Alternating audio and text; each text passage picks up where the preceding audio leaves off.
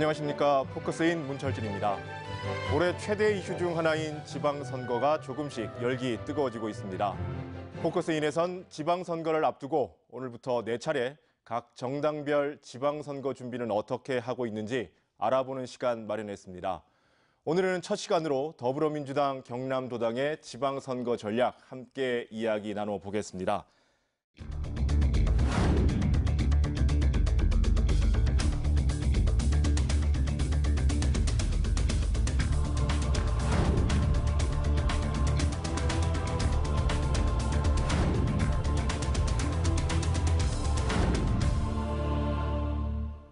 자, 더불어민주당 경남도당 위원장을 맡고 계신 민홍철 국회의원 함께 하십니다. 어서 오십시오. 네, 반갑습니다. 네.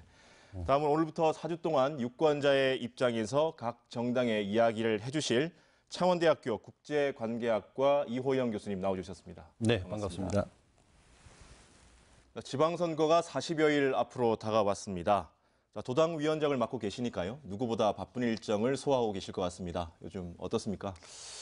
예, 지금 4월 임시국회가 열리고 있습니다만은 여러 가지 이유로 지금 국회가 공전되고 있습니다. 그리고 지방선거도 한 40여일 남아있기 때문에 지방선거를 준비하고 있고요. 지난 4월 20일 날 이제 김경수 경남지사 후보가 이제 출마 선언한 이후에 현재 열심히 지금 그 운동을 하고 있고요.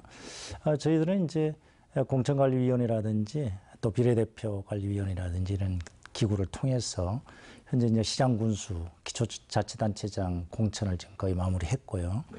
또 기초의원까지 다 지금 마무리가 돼서 현재는 이제 본격적인 경남 지역을 위한 변화를 위한 정책 개발을 지금 하고 있고 각 지역별로 이제 공약 개발을 지금 하고 있습니다. 네, 경남은 아무래도 보수의 텃밭 이렇게 선거가 진행돼 오지 않았습니까?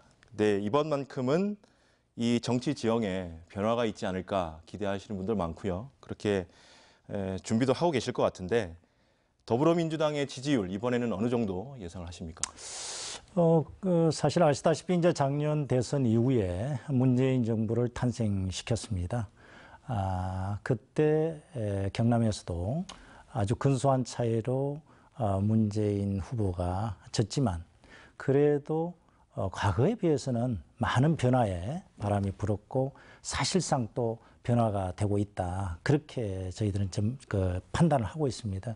그리고 이제 지금 정당 지지율로 볼 때도 보면은 40% 초반 이렇게 나오고 있고요. 그래서 이러한 지지율을 저희들은 계속 도민들께 이제 가지고 가기 위해서 열심히 노력하고 있는데 다만 이게 과연 본격적인 변화냐 또는 그거는 아직도 저희들은 좀 조심스럽게 바라보고 있고요. 그래서 분명히 과거보다는 변화의 바람이 불고 있다. 그런 데 희망을 걸고 있고요.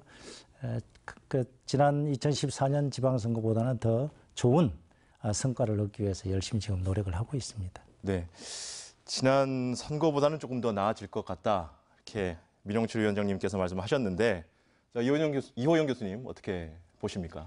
예, 민주당의 고공 지지율 행진은 일반적인 현상입니다. 아주 높은 현상이 계속되고 있는데요.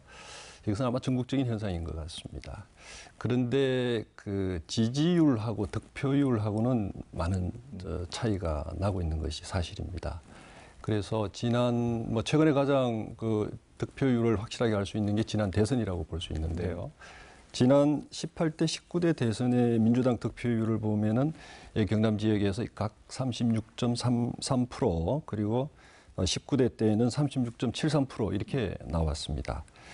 그리고 2014년 김경수 후보가 도지사 후보로 출마했을 때 그때 득표율도 36.05%로 이렇게 나타났습니다.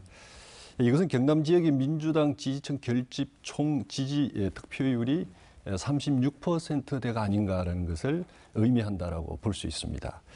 그렇게 봤을 때 혹자는 이걸 이제 마의 36%대의 지지율이다 이렇게 보고 있는데요. 이것도 또 투표율에 따라서 또 달라질 수가 있습니다. 왜냐하면 이제 대선 투표율은 굉장히 높지 않습니까? 네. 지난 19대 대선의 그 투표율을 보면은 77.8%로 나왔습니다. 근데 일반적으로 지방선거의 투표율은 약 한 20% 정도 낮게 나오는 것이 일반적인 현상입니다. 그래서 이번 지방선거에서 이제 민주당이 얼마나 외연을 넓히느냐, 그리고 특히 20대에서 40대의 어떤 투표율을 어떻게 확장할 것인가에 따라서 실제 지지율이 득표율로 연결되지 않을까 이렇게 예상해 봅니다. 네. 자, 위원장님, 당내 공천은 앞서 조금 말씀하셨는데 지금 마무리가 됐습니까? 네, 네. 그래서 아마 지난 2014년 선거에 비해서는 많은 지원자들이 지원을 했습니다. 약 기초의원까지 포함한 거의 300명 가까운 후보자들이 지원했습니다. 아마 어찌 보면 갈목할 만한 지원자 숫자인데요. 물론 그 중에서 이제 그 지역을 위해서 또 경남을 위해서 얼마나 일을 잘하고 또 도덕적인 후보를 골라내기 위해서 노력을 했고요. 저희들은 이제 그런 후보들이 각 지역에서 책임지고 그 지역의 유권자들의 마음을 얻으려고 지금 노력을 하고 있고, 특히 이제 주목할 것은 서부 경남에서도 많은 지원자들이 경쟁적인 어떤 그 후보가 지원을 했다는 점, 그래서 상당히 그 부분에 대해서도 저희들이 변화를 느끼고 있고 희망을 갖고 있다, 이렇게 말씀을 좀 드리고자 합니다. 네. 신청이 몰렸다고 하시니까 경쟁률도 높았을 거 아닙니까? 네, 네. 어느 정도까지 높았습니까? 그래서 이제 그 기초자치단체장 같은 경우도 한 3대 1 정도 됐고요. 그리고 이제 광역 의원들도 보면 한 1.5대 1, 기초의원들도 그 정도 됐고요. 그래서 아무래도 이제 경쟁적인 측면에서 후보를 찾다 보니까 과거에 비하면 더 좋은 후보가 골라질 수도 있고요. 그래서 아마도 지난 지방선거 때보다는 더 많은 당선자를 또 낼 수 있지 않을까, 그렇게 생각을 하고 있습니다. 네. 뭐 경쟁이 치열했던 만큼 또 더 좋은 후보를 뽑을 수 있을 것 같다라고 말씀하셨는데 그 기준이 또 달랐을 것 같습니다. 어떤 방침으로 이번에는 공천을 하셨나요? 저희들이 이제 가장 중요한 게 이제 한 5가지 분야로 저희들이 이제 당헌 당규에도 정해져 있고, 저희 경남도당에서도 그런 기준에 의해서 이제 선발을 했는데요. 가장 중요한 게 이제 정체성의 문제입니다. 과연 이제 문재인 정권의 가치와 철학을 함께 할 수 있느냐, 그 이제 당의 정체성의 문제이고요. 그 다음에 이제 도덕성, 그 지역에서 기초 민주주의를 실현할 수 있는 도덕적인 자질을 갖고 있느냐, 그걸 봤고요. 그 다음에 또 의정 활동을 얼마나 지역을 위해서 할 수 있느냐, 그 능력, 그 다음에 지역에서의 평판, 또 전문성, 이런까지 한 5가지 분야를 통해서 비교해서 이제 심사를 해서 그 공천을 했다, 이런 말씀을 드리고자 합니다. 네. 네, 공천 경쟁이 치열했던 것만큼 공천을 둘러싼 잡음도 많았던 것 같습니다. 특히 양산시장 후보자 공천 결과에 대해서 경남도당의 결정을 중앙당이 이렇게 번복한 사건이 있었는데요. 이러면서 혼란이 많이 초래됐다고 알고 있습니다. 또한 도의원 공천 문제도 그렇고요. 그래서 이 공천을 둘러싼 이런 많은 논란에 대해서 경남도당 위원장으로서는 어떤 생각을 갖고 계신지 듣고 싶습니다. 예, 그런 다소간의 그 뭐랄까 공천 후유증이랄까요? 그런 부분은 좀 없잖아 있었습니다. 그런 부분에 대해서는 좀 아쉽게 생각을 합니다. 다만 이제 많이 후보자가 몰리다 보니까 사전에 검증하지 못한 그런 부분이 있었습니다. 가령 이제 우리 민주당의 정체성과 맞지 않는 그런 과거의 행적을 했던 분들이라든지, 그런 분들은 이제 심사 이후에도 그게 발견되면 많지는 않았습니다만 한두 분 있었습니다만은 과감하게 취소하고 새로운 인물에 맞는 후보를 선택을 했고요. 그다음에 아까 우리 양산의 문제를 말씀을 주셨는데, 그 양산은 뭐 중앙당에서 번복한 건 아니고요. 이제 워낙 많이 8분이나 예비후보가 신청을 한 상태에서 2단계 심사를 하다 보니까 처음에 이제 4분을 선발하는 과정에서 그 제외됐던 분이 이의신청을 했고, 그 부분에서 적합도를 이제 다시 판단을 해서 경선에 올린 뭐 그런 케이스입니다. 그래서 아마 여러 가지 크고 작은 후유증은 있었지만 그래도 비교적 뭐 수도권이라든 다른 지역에 비하면 그래도 저희들은 무난하게 공천이 마무리됐다 그렇게 자부를 하고 있습니다. 예, 그렇다면 다행이고요. 네. 지방선거를 앞두고 이제 더불어민주당으로 입당하려는 정치인들이 많은 것으로 알고 있습니다. 아마 행복한 고민을 하고 계신 것으로 알고 있는데요. 그런데 이제 특히 구여권 출신의 정치인들이 많이 입당 신청을 한 것으로 알려지고 있습니다. 새누리당이나 또 한나라당 그리고 자유한국당 출신 정치인들이죠. 그런데 어떤 신청자는 입당이 허용이 되고 또 어떤 이는 또 불허된 것으로 알려지고 있습니다. 그래서 입당 기준에 대해서 논란이 많은데요. 이 기준이 무엇인지 좀 말씀해 주실 수 있겠습니까? 예, 뭐 그런 부분이 이제 작년 대선 승리 이후에 좀 각 지역에서 많이 있었습니다. 물론 저는 기본적으로 정당은 국민 누구라도 정당을 선택할 수 있는 권리와 자유가 있고요. 그런 측면에서 저희 더불어민주당도 문호를 개방을 좀 했고 지금도 하고 있습니다. 그러나 이제 각 지역별로 여러분들이 저희 당을 놓고 하고 또 아까 말씀하신 대로 이제 입당도 허용을 하고 또 불허도 했습니다만은 가장 중요한 기준은 우리 더불어민주당의 어떤 정당의 가치 또 정체성 이런 부분에 대해서 얼마나 부합되느냐 이게 가장 이제 기준이었고요. 그 다음에 그 다음 기준이 이제 그 지역에서 그분이 어떤 평가를 받고 있느냐. 예를 들어서 전직에 그 지역에 시장 군수를 하셨더라도 어떤 뇌물죄라든지 기타 비리에 연루됐다든지 또 시민들의 지탄을 받고 있는 분들은 저희들은 허용할 수 없다. 그래서 그렇게 이제 그런 분들은 받아들이지 않았고요. 그리고 이제 각 지역의 당원들이 동의를 받아서 당원들이 동의하면 가급적 저희들이 허용을 해주고 그런 어떤 케이스가 있었습니다. 이번 지방선거에서는 도지사를 포함해서 경남에서는 총 19명의 단체장을 선발합니다. 네. 자, 도민들의 관심은 아무래도 이 중에 몇 명 정도 민주당에서 나올 건가일 것 같은데요. 혹시 뭐 예상하는 숫자 혹은 목표가 있으시다면 말씀해 주시죠. 예, 뭐 도지사는 반드시 이겨야 되고요. 네. 그다음에 이제 저희들이 시장 군수 기초자치단체장들도 사실 저는 그렇게 아주 뭐 획기적으로 뭐 성과가 있으리라 뭐 그래 기대한다면 너무 과대한 기대라고 볼 수 있고요. 네. 이제 변화된 시대에서 얼마나 경남을 각 지역적으로 바꿀 수 있는 인물이 누군가. 그리고 문재인 정부의 성공을 위해서 각 지역에서도 국민들이 어떻게 생각을 하고 있는가. 그게 아주 굉장히 중요하다고 봅니다. 그래서 경남을 각 지역별로 발전시킬 수 있는 인물, 또 새로운 변화를 바라는 그런 도민들의 마음이 모이신다면 지금 현재 저희들이 현직 단체장이 4분이 있거든요. 김해 그리고 거창. 네. 그리고 이제 그제는 이제 지금 뭐 그만 사퇴하셨습니다마는 그러나 저희들이 이제 바람은 그래도 지난 4군데보다는 좀 더 많아야 되지 않느냐 그런 어떤 생각을 갖고 열심히 하겠습니다. 네.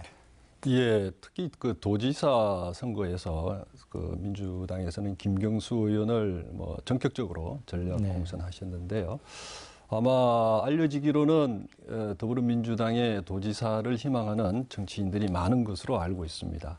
어떻게 이렇게 이분들의 반발을 무마하고 이렇게 김경수 의원을 전략 공천했는지 참 궁금하기도 하고요. 이것이 바로 경남도당의 도지사 선거에서 이기려고 하는 필승 전략이 아닐까라는 생각도 드는데요. 그 외에 다른 또 필승 전략이 갖고 계시면 말씀 좀 해주십시오. 예, 사실 이번에 이제 경남지사 후보 선발 과정은 이제 참 여러 후보들께도 감사의 말씀을 드리죠. 그만큼 경남에서의 승리, 이것이 문재인 정부의 성공을 담보하는 모든 당원들의 단합된 마음이 아니었겠느냐. 그런 측면에서 가감하게 후보를 양보해 주신 우리 공민배 후보님이나 또 권민호 후보님 그리고 공윤건 후보 그 세 분께도 정말 감사하고 선당 후사의 마음을 보여주셔가지고 감사한 마음을 드립니다. 그리고 이제 김경수 후보야말로 이제 부울경 이 선거에서 하나의 구심점이 될 수 있다라고 당내에서도 판단을 했고, 그리고 언론에서도 그렇게 또 판단을 하고 있습니다만은 또 국민들도 그렇게 생각을 하고 있죠. 문재인 대통령과의 관계에 있어서 그나마 소통할 수 있는 실질적인 어떤 지역 발전의 힘을 갖고 있는 그 후보가 아닌가. 어떤 그런 당내외의 어떤 일치되는 어떤 그런 의견 때문에 그 새 후보께서도 아주 큰 양보를 해 주셨고, 또 아마 전 국민들뿐만 아니라 도내 도민들께서도 그런 측면으로 바라보고 계시지 않을까, 저는 그렇게 생각을 하고요. 하여튼 최선을 다해서 김경수 후보를 필두로 해서 지방자치단체 후보, 그리고 도의원 후보, 그다음에 기초의원까지 하나의 라인업이 형성되면은 그만큼 선거에 있어서도 시너지 효과가 일어나고 도민들께서도 더 적극적으로 바라봐 주시지 않을까, 그런 측면을 저희들은 바라고 있습니다. 네.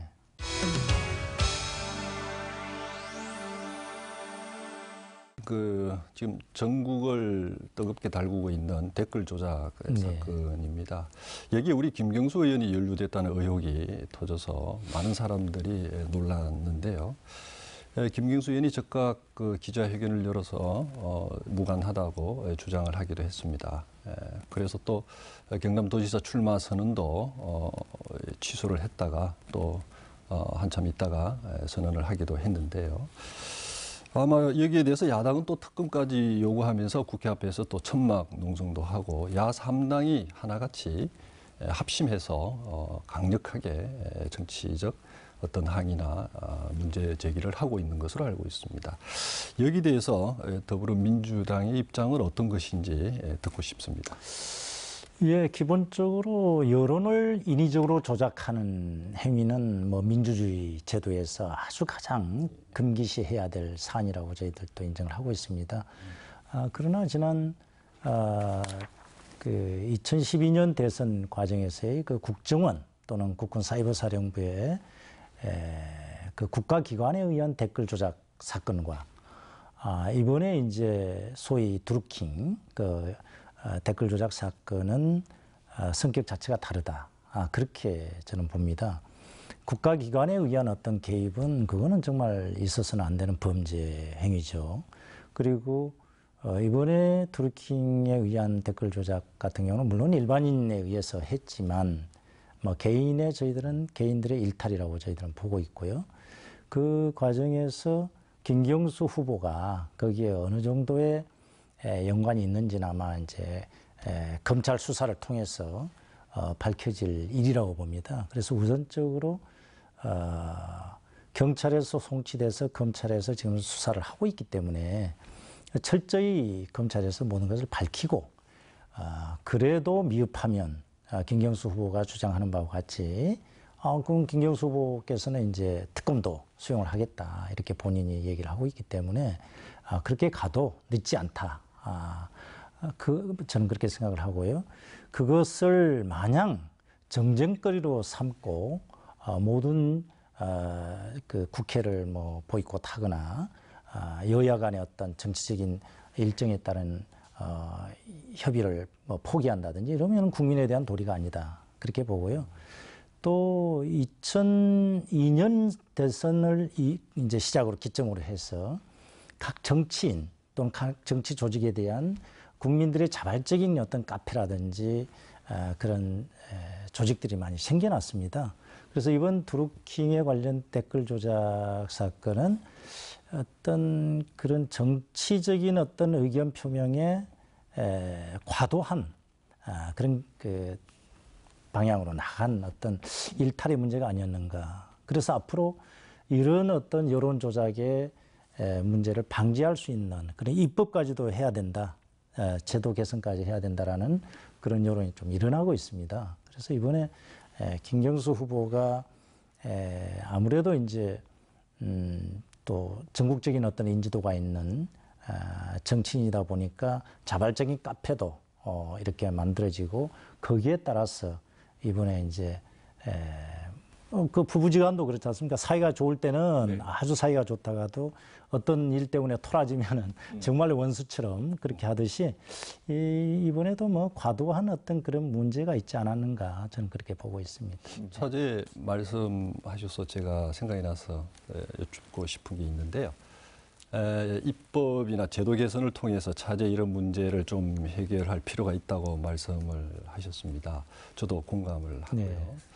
이게 이제 각 당에 따라서 이게 자기 당에 유리하느냐에 따라서 이 댓글 부분이나 여론 조작의 문제를 보는 시각이 다른 것 같습니다. 네. 그래서 차제에 외국의 사례를 보면은 아예 댓글 기능을 없는 포털도 많이 있고요. 또 어떤 언론에서는 댓글 기능은 주되 시간적 제한을 한다든지, 그다음에 거기에 대한 어떤 기여도에 따라서 실명을 밝힌다든지 해서 인위적인 여론 조작을 아예 제도적으로 막을 수 있는 많은 앞선 방법들이 나와 있는 것으로 알고 있습니다. 그래서 유불리를 따지지 말고 민주주의의 발전을 위해서 집권 여당으로서 그런 제도 개선에 좀 더 노력해 주셨으면 하는 바람입니다.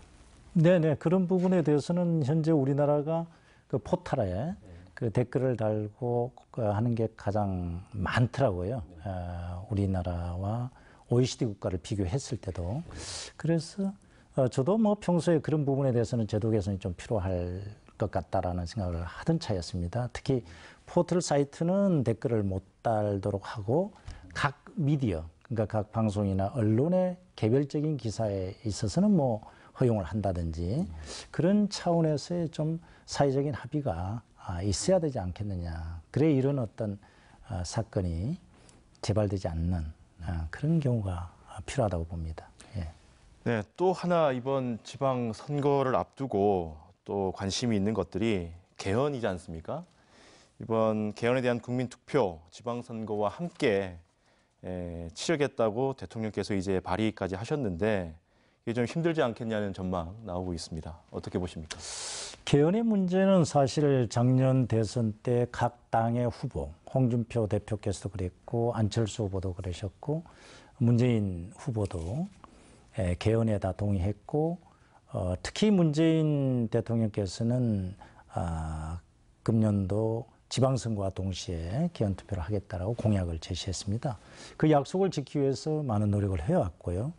그러나 다만 또 대통령 개헌안을 국회에다가 제출한 상태고요. 그러나 국회에서 국민투표법을 개정하지 못해서 사실상 6.13 지방선거와 동시 투표는 이제 물 건너갔다. 그렇게 저는 생각을 하고. 왜냐하면은 국민투표법 자체가 헌법재판소에서 위헌 판결을 받은 법안입니다. 해외 동포에 대한 그게 포함이 안 돼 있기 때문에. 그래서 지난 4월 20일까지 국회에서 개정을 하고 4월 23일까지 공포가 됐어야 하는데 그렇지 못한 점 때문에 사실상 지방선거와 동시에 개헌하기는 이제 물리적으로 불가능하게 됐고요. 다만 이제 여야를 막론하고 개헌에 대한 생각은 지금 거의 확고하다고 봅니다. 그러면 지방선거 이후에 올해 안에 개헌을 하지 않으면 앞으로 아마 개헌의 동력은 없어질 것이다.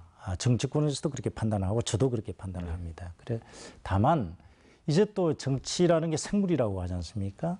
지방선거에서 여당이 승리할 때와 야당이 승리할 때 또 이게 또 경우의 수가 달라지는 그런 또 우려가 있어요. 그래서 국민적인 여망은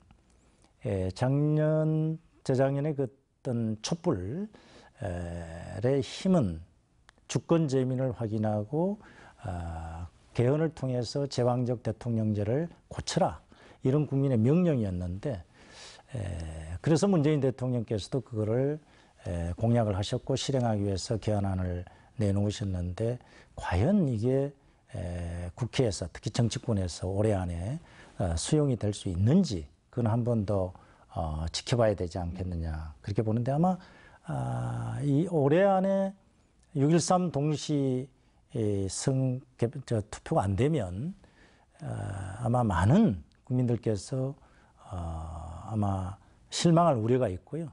특히 올해 안에 개헌이 안 되면 상당한 국민적 불신이 더 증가되지 않을까. 그래서 그게 과제라고 저는 봅니다. 네.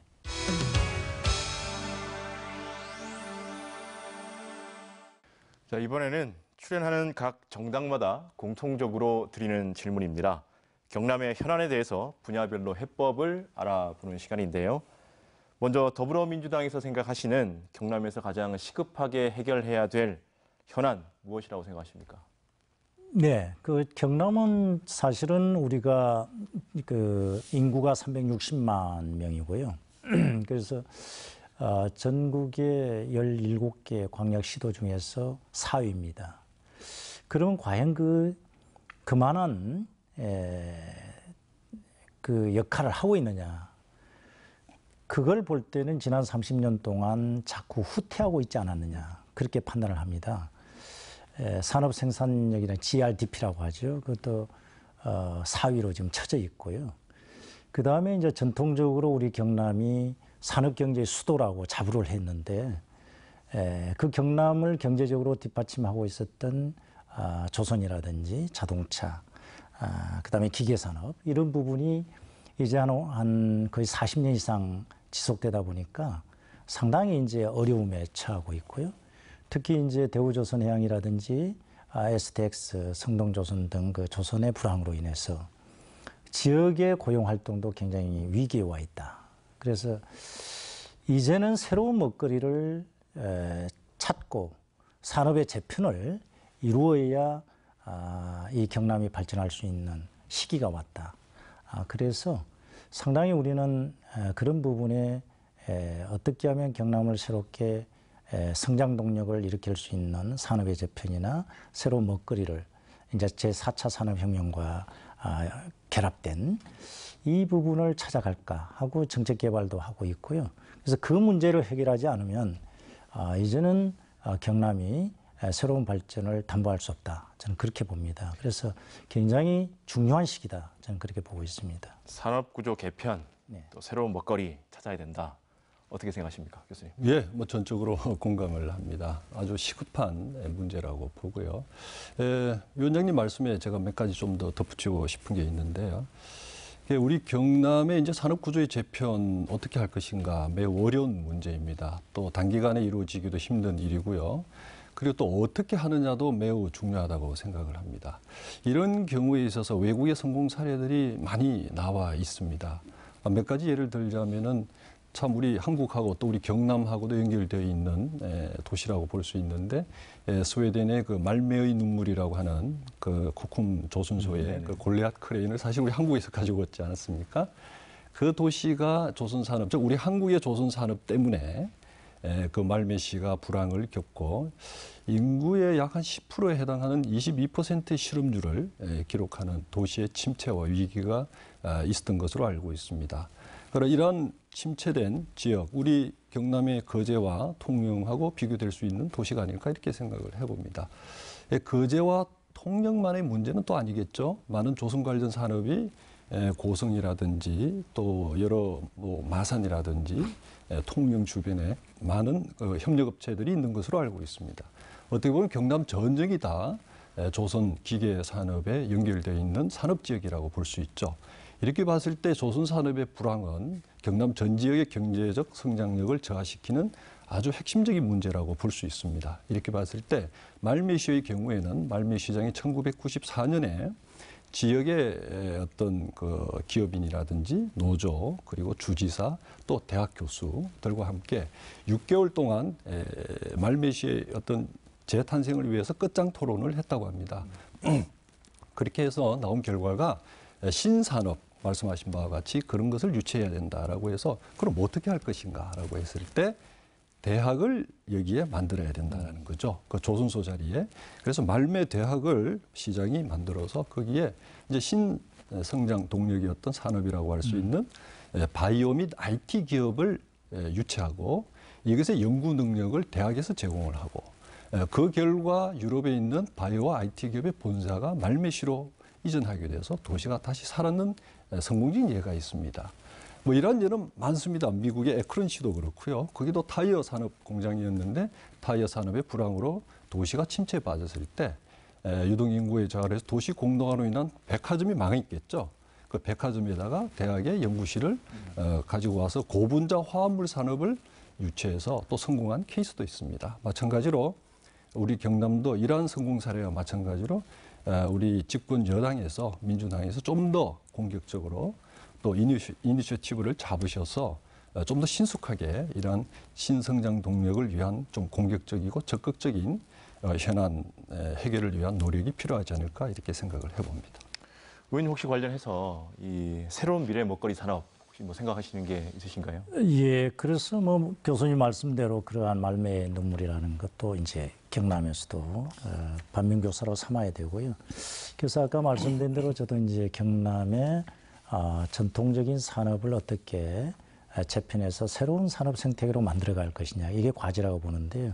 그렇다 해서 기존의 부리 산업 자체를 아예 일수해버리고 새롭게 갈 수는 없거든요. 네네. 그러는 그대로 어떻게 진화적으로 발전시키느냐, 이런 문제고, 또 경남 특성에 맞는 새로운 신산업을 어떻게 이제 유치하고 성장시켜야 될 것이냐, 이런 투 트랙으로 가야 된다고 네. 봅니다. 그리고 또 지역적인 특성에 따라서 예를 들어서 이제 창원을 중심으로 한 중부권에는 기계 산업을 비롯한 이런 부분에 대한 재료 부품 산업을 어떻게 할 것이냐, 또 R&D 이런 걸 어떻게 유치해서, 지금 현재 재료 연구소 분원이죠. 분원이 네. 하나 있는데, 그걸 사실 경남은 제로된 R&D 연구센터 자체가 없어요. 그래서 이런 부분을 어떻게 할 것이냐. 그래 아까 대학 말씀하셨는데 R&D 연구센터를 기점으로 해서 산학 협동이 될 수도 있고요. 그다음에 동부 지역을 중심으로 한 어떤 그 의생명, 나노 이런 기술을 좀 육성을 하고, 또 그 김해공항이 있기 때문에 네네. 어떻게 할 거냐. 그다음에 또 지리산권을 중심으로 한 그 부분에 대해서는 또 특성화, 어떤 약초라든지 어떤 농업과 관련된 뭐 그런 부분. 그다음에 이제 서부 경남 같은 경우는 이제 카이 항공우주 산업이 있습니다만은 물론 정부에서도 항공의 메카로서의 역할을 하도록 지금 육성을 하고 있죠. 그 지역에는 항공 산업과 무인 비행체, 드론이죠. 드론 산업을 어떻게 할 것이냐. 또 해안을 중심으로 한 이제는 전통적인 조선 산업이 자꾸 이제 여러 가지 수주 부족으로 인해서 곤란을 느끼고 있는데, 새로운 선박의 어떤 수주 이런 시장 개척도 해서 서서히 조선 산업도 새로운 어떤 부가가치 있는 산업으로 다시 발전시켜야 되는, 그래서 종합적인 어떤 진단이 문제가 돼야 되지 않느냐. 그리고 또 하나가 있습니다.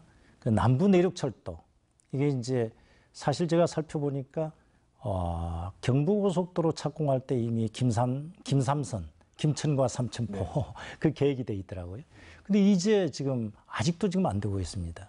그래서 남부 내륙철도를 김천에서 거제까지를 건설을 조기에 해주면은 그 연관된 지역에 대한 어떤 여러 가지 산업 유치라든지 지역 발전을 도모할 수 있지 않겠느냐. 그래서 여러 가지 경남의 전체를 놓고 이제는 각 지역별로, 또 현재 우리가 가지고 있는 산업의 어떤 특성별로 다시 생각을 해야 되지 않겠느냐. 저는 그렇게 생각을 합니다. 네네. 예, 교육 분야에 대해서 좀 이야기를 나누고 싶습니다. 뭐 지역 인재 유출이 아주 심각하다고 얘기를 하고 있는데요. 이건 단순히 지역의 산업을 발전시키고 뭐 대학을 육성한다고 해서 해결될 문제는 아니라고 생각을 하고 있습니다. 한 가지 지역의 이제 대학의 경쟁력을 또 어떻게 제고하느냐도 매우 중요한 일이라고 생각을 합니다. 아까 말씀하신 바와 같이 신성장 동력을 유치하고 지역을 균형 발전시키고, 이게 어떤 일자리가 생기게 된다면은 지역의 인재들이 외부로 나가지 않겠죠. 여기에 대해서 어떻게 생각하고 계신지. 당연히 지역 인재 육성을 위한 우리 지역 사회의 노력이 필요하고, 중앙 정부의 지원도 반드시 필수적이라고 생각을 합니다. 그래서 이제 지금까지 노무현 정부 이후에 지방 혁신, 또 지방 분권을 위하고 지방 인재를 혁신 도시에다가 이제 수용이 될 수 있도록 지금 이제 정책을 펼치고 있고 또 경남 같은 경우도 이제 진주권을 중심으로 한 혁신 도시가 지금 한참 더 제2차 혁신 도시를 지금 갖고 있거든요. 그래서 그와 연계된 지역의 대학 또 인재의 육성 이건 반드시 필요하다고 뭐 생각을 하고요. 그러면 지역에서 그 대학을 비롯한 각종 학교를 어떻게 그럼 특성에 맞는 그런 학교를 만들어서 인재를 육성할 것인가. 그래서 산학협동이 얼마나 잘 돼야 될 것이냐. 그건 또 지역의 몫이라고 봅니다. 우리 지역의 경남 지역에 맞는 인재를 육성할 수 있는 학교를 우리가 생각을 해서 중앙정부에다가 또 지원을 요청할 수도 있는 거고요. 그게 이제 저는 정치활동을 하면서도 그런 생각을 했어요. 전통적인 개념의 대학 개념은 이제는 우리가 또 바꿔야 되지 않느냐. 왜냐하면 대학 인재를 육성하는 목적은 사회 경제적인 활동과 사회생활을 기여하기 위한 인재를 만드는 건데 이 경제계에 종사할 수 있도록 하려면 다시 재교육이 필요한 이런 대학 교육은 어찌 보면은 상당히 이중적인 비용을 초래하는 거 아닌가.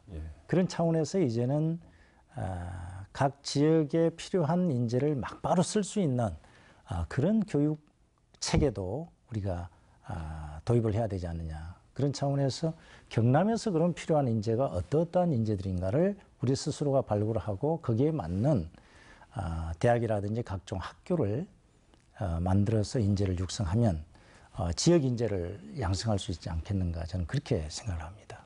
자, 이호영 교수님, 이번 지방 선거를 또 어떻게 만들어줬으면 좋겠는지 민 위원장님께 당부하고 싶은 이야기 있으시면 해주시죠. 네, 뭐 많습니다만 짧게 말씀드리겠습니다. 우선 국민 눈높이에 맞는 아주 훌륭한 후보자를 공천해 주시기를 부탁드리겠습니다. 우리 이제 국민들의 눈높이가 많이 높아지지 않았습니까? 더 높은 도덕성과 또 자질 그리고 국민의 기본권에 대해서 얼마나 지켜왔는지. 내로남불이라는 것은 이제 일반적인 얘기입니다만 이제 국민들은 그것을 용납하지 않을 것으로 알고 있습니다. 그래서 공천 일정이 거의 마무리되어 가는 것으로 말씀하셨습니다만 마지막까지 최선을 다해서 그래 주시기를 당부드리겠고요. 그다음에는 아까 말씀하신 그런 지역 현안에 대한 구체적인 정책을 발굴하시고 또 만들어 주시기를 부탁드리고 싶습니다. 아마 4년 전에 민주당의 그 지자체장들이 아마 경남에 4분 계시다고 했는데 그분들의 공약 이행 사항이 어땠는지도 한번 살펴봐 주시기 바랍니다. 앞으로의 공약 이행에 대해서만 말씀하는 것은 의미가 없다고 생각합니다. 과거에 얼마나 잘 지켰는지. 그래서 앞으로 이번에 출마하는 후보자들은 정말 지킬 수 있는 공약을 만들고 또 이것을 성실하게 실천을 해서 다음 선거에서 아주 자랑스럽게 보여줄 수 있는 그런 이번 지방선거가 되도록 노력해 주셨으면 하는 바람입니다. 네, 의원님도 이번 선거 어떻게 치르겠다는 각오 한 말씀 부탁드리겠습니다.